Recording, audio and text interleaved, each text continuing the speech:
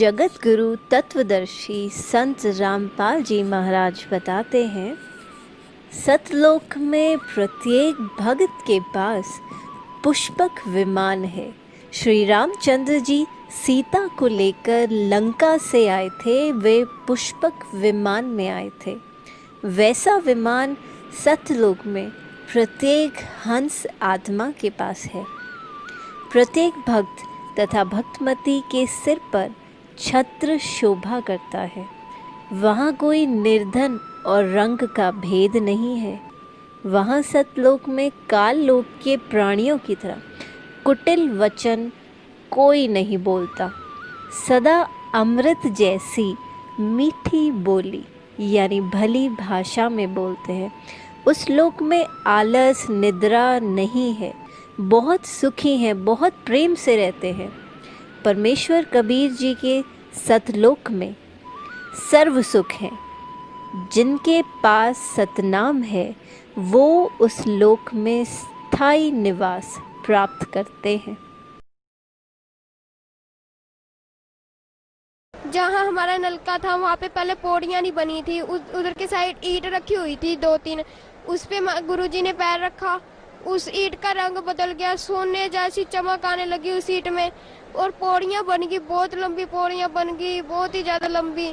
उसमें भी इतना प्रकाश आ रहा था पौड़ियों में, मैं बड़ी हैरान थी। मैं कहीं सोने की है कि किसकी है। मैंने पहले पैर रखा, मेरे को डर लग रहा था। मैं क्या पता नहीं कौन सी चीज से बनी हुई है। पहले मैं पैर रख के मैंने पीछे हटा लिया, मैं क्या पता नहीं कौन सी चीज से बनी है। फिर मैंने हाथ लगा के देखा, उसमें जो मैंने वो चीज छुई थी, अभी तक मैंने किसी भी ईंट को छुआ, वो चीज अभी तक मुझे दिखाई नहीं दी है। मैंने गुरुजी कहते हैं नहीं बेटा, डरने वाली कोई बात नहीं है, जब तक मैं साथ हूँ बिल्कुल मत डरना। फिर महाराज जी ऊपर पौड़ियों पे ले गए मुझे, चलते गए, फिर स्वर्ग लेके आए महाराज जी। स्वर्ग में मुझे घुमाया महाराज जी। गुरुजी कहते स्वर्ग में घुमाया मुझे। फिर स्वर्ग में जब घूम रहे थे हम, महाराज जी को तो मुड़ने लगे। मैं हैरान है कि मैं क्यों उड़ रहे हैं महाराज जी। फिर मैं कहा महाराज जी मैंने भी उड़ना है। महाराज जी कहते फिर आ कोशिश कर। मैं कोशिश बहुत देर तक कोशिश करी, लेकिन मैं उड़ नहीं पाई। फिर गुरुजी नीचे आए, गुरुजी कहते ला हाथ पकड़ा, मैं तुझे अब उड़ाता हूँ। फिर गुरुजी ने उड़ा दिया मुझे पूरी आसमान में हम उड़े। बादू स्वर्ग सारा देखा हमने। स्वर्ग में पहाड़ थे, बहुत कुछ था स्वर्ग में। स्वर्ग घूमा हमने सारा। फिर मेरे को स्वर्ग घूमते घूमते मैं थक गई। मैं कहा मुझे तो भूख लग रही है गुरुजी, मुझे कुछ खाना है। गुरुजी कहते क्या खाना है आपको। मैं क्या मेरे को ना सत्संग में कई दिनों से मैं आ रही हूँ, सत्संग मुझे खीर नहीं मिली, मुझे खीर खानी है। गुरुजी ने ऐसे हाथ करा, इस साइड खीर की कटोरी आ गई और इस साइड अमृत जल आ गया जो इधर मिलता है बोतलों में। फिर पहले तो गुरुजी ने मुझे खिलाई, क्या खाओ बेटा आप।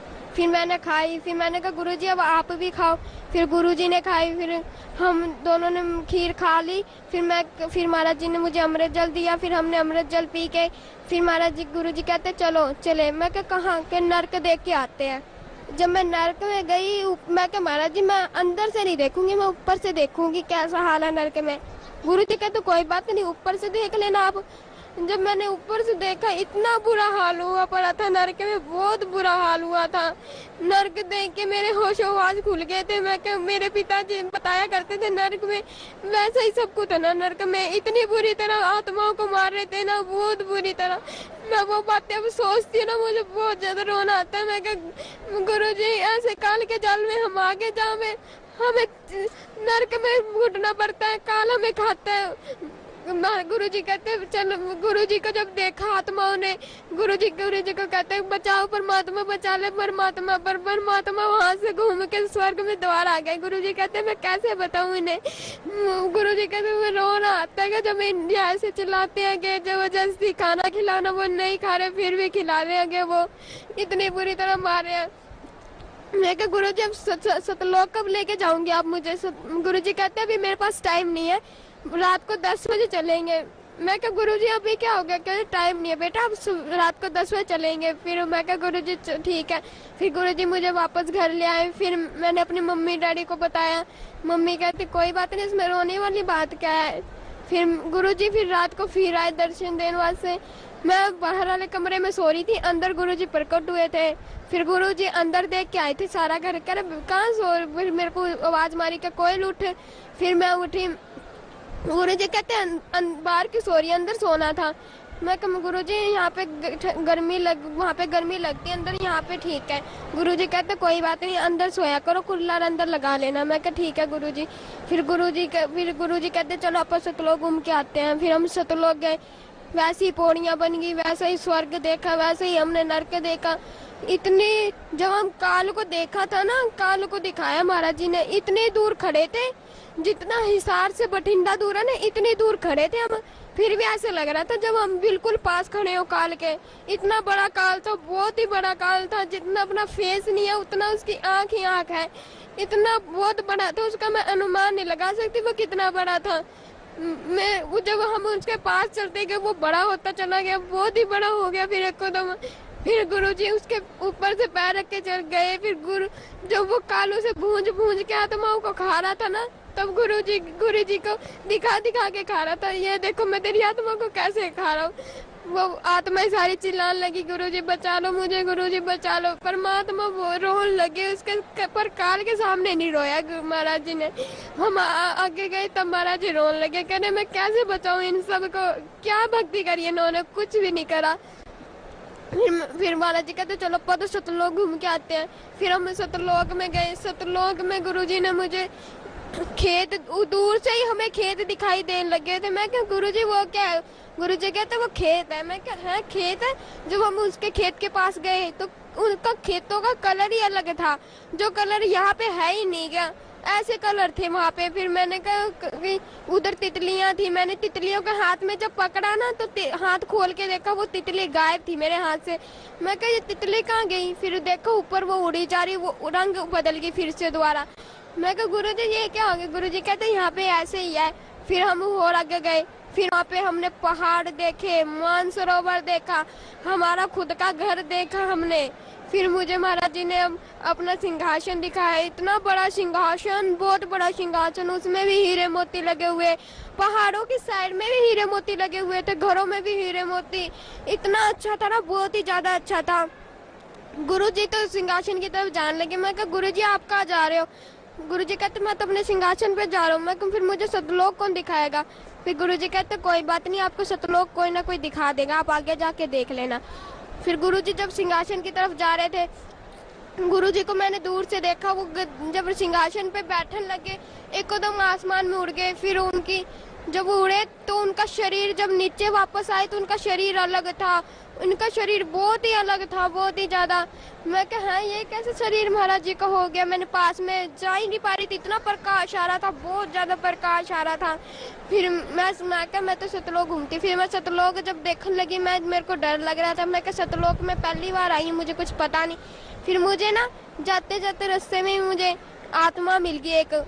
वो आत्मा में इतना रौनक थी, इतना प्रकाश था, बहुत ज्यादा। उसका जो शरीर था वो अलग था, वो ना स्त्री थी ना पुरुष था, कुछ भी नहीं था, पता ही नहीं चल रहा था वो स्त्री है कि पुरुष है, कुछ भी पता नहीं चल रहा था मुझे।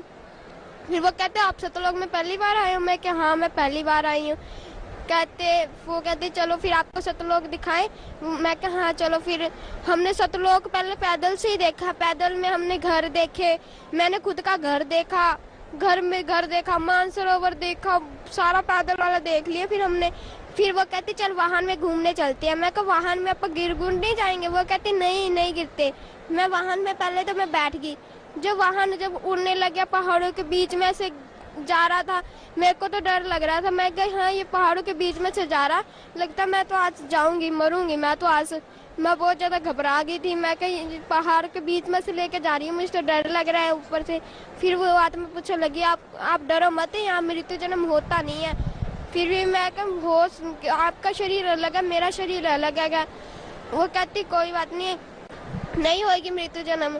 फिर मैं का विश्वास है नहीं मुझे इतना। वो कहती चल मैं विश्वास दिलाती हूँ। फिर उसने पहाड़ों के बीच में से ही ले गई।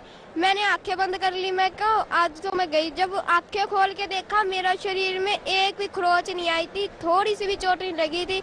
मैं बड़ी हैरान। मैं कहा यहाँ पे सच्ची मृत्यु जन्म नहीं होता। यहाँ तो सच्ची जो चीज पृथ्वी में नहीं है वो चीज यहाँ पे है। न मृत्यु है न जन्म है। हमने सतलोक ढूंढा। मैं कहा फिर वो कहती है अब तू कहाँ जा रही है? मैं कहा मैं तो गुरुजी के पास जा रही हूँ। क्यों? मैं तो गुरुजी से कहूंगी कि मुझे तो अब यहाँ से जाना ही नहीं है। फिर गुरुजी के पास जब मैं गई, गुरुजी बैठे थे। कह रहे क्या हुआ सतलोक देख लिया? मैं कहा हाँ। अच्छा है? मैं कहा बहुत बहुत ज्यादा अच्छा है। फिर गुरुजी कहते चलो अब नीचे चलना है। मैं कहा नीचे कहाँ? क्या पृथ्वी में जाना है? मैं कहा मैं अब नीचे नहीं जाऊंगी किसी भी हालत में। क्या जाना तो पड़ेगा बेटा, ऐसी बात नहीं है, आपको जाना तो पड़ेगा। वो कहते इंटरव्यू देना है आपको। मैं कहा कोई बात नहीं, इंटरव्यू मैं कभी और दे दूंगी, मैंने तो यहीं रहना है। फिर गुरुजी कहते भक्ति कौन करेगा? पिछली भक्ति से तू आ पाई है सतलोक। मैं कहा मैं माला सतलोक में ही ले आती हूँ, यही कर लूंगी मैं सिमरन। गुरुजी के हंसने लगे। गुरुजी कहते हैं तू माला यहाँ लेके आएगी? ऐसे नहीं हो सकता, ऐसे तो फिर सारी आत्माएं आ सकती है यहाँ पे माला लेके। फिर भी तो अगर तू माला लेके फिर भी आ भी गई तो फिर तू भक्ति कैसे करेगी? मैं क्या कर लूंगी मैं गुरुजी। फिर गुरुजी कहते ऐसे कैसे भक्ति करेगी? तू पूरा दिन तो सतलोक में घूमती रहेगी, क्या तू भक्ति करेगी? भक्ति में तेरा मन ही नहीं लगा करेगा। मैं क्या हाँ। कहते देख ले अगर तूने भक्ति थोड़ी सी भी करी नहीं ना भक्ति, तो तुझे भी काल वैसी खाएगा जैसे उन आत्मा को खाता था। मैं कहा नहीं नहीं ऐसे थोड़ी ना खा लेगा मुझे। फिर वो कह नहीं ऐसे खा सकता है, खाने में क्या गए। मैं कहा चलो ठीक है, मैं नीचे चली जाती हूँ। जब मैं वापस महाराज जी फिर कह रहे चलो नीचे जाना है। फिर मैं कहा ठीक है मैं आ रही। फिर जब वो मैं जा रही थी नीचे आ रही थी वापस, तो मेरी जो फ्रेंड थी जो मिली थी मुझे आत्मा, वो कह रही थी अब कब आएगी? मैं क्या आऊंगी, पक्का आऊंगी, अब की बार मैं हमेशा के लिए आऊंगी। वो कहती अच्छा पक्का आना, फिर अब मैं यहाँ पर रोज घूमा करेंगे। मैं क्या हाँ। वो कहती पक्का आएगी ना? मैं क्या हाँ पक्का आऊंगी, 100% आऊंगी। फिर वो कहती अच्छा। फिर हम वापस नीचे आए। नीचे मैंने अपने मम्मा डैडी को बताया। मम्मा डैडी कहते ये क्या तू सतलोक घूम भी आई, हमें बताया भी नहीं। मैं क्या मम्मा ऐसी बात नहीं है, आप भी किसी दिन जाओगे। बुढ़िया, भक्त समाज को क्या संदेश देना चाहते हैं आप? भक्त समाज को मैं यही संदेश देना चाहती हूँ कि आप संत रामपाल जी महाराज जी के शरण में आए और नाम दीक्षा लेके अपना कल्याण करवाए। मुझे पता है कि नरक में क्या हाल हो रहा था और काल कैसे भूंज के खा रहा था। मैंने सब अपनी आंखों से देखा है, ताई करके मुझे पता है कि क्या हाल हो रहा था, काल कैसे खा रहा था दिखा दिखा के, गुरुजी कैसे रो रहे थे, मुझे सब पता है। इस दुनिया में सिर्फ पूर्ण परमात्मा सिर्फ एक ही है जो दुनिया में आ चुके हैं। आप इनके शरण में आए और अपना कल्याण करवा ले, नहीं तो कोई पता नहीं। कबीर साहिब अब 600 साल बाद अब ये रूप धारण करके आए हैं कबीर साहिब। अब समझ लो अगर इसके बाद कब आएंगे। ये गोल्डन चांस है, इसको अगर तुमने जीत लिया ना फिर तुम अब हमेशा हमेशा के साथ लोग रह सकते हो। अगर ये गोल्डन चांस तुमने छोड़ दिया तो कभी भी तुम रह नहीं सकते। जी धन्यवाद आपका, बहुत बहुत धन्यवाद।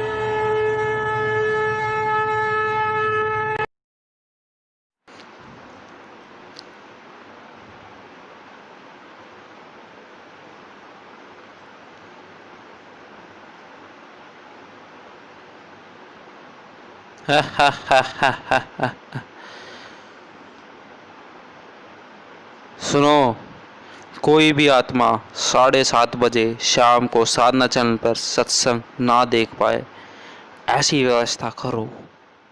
जाओ।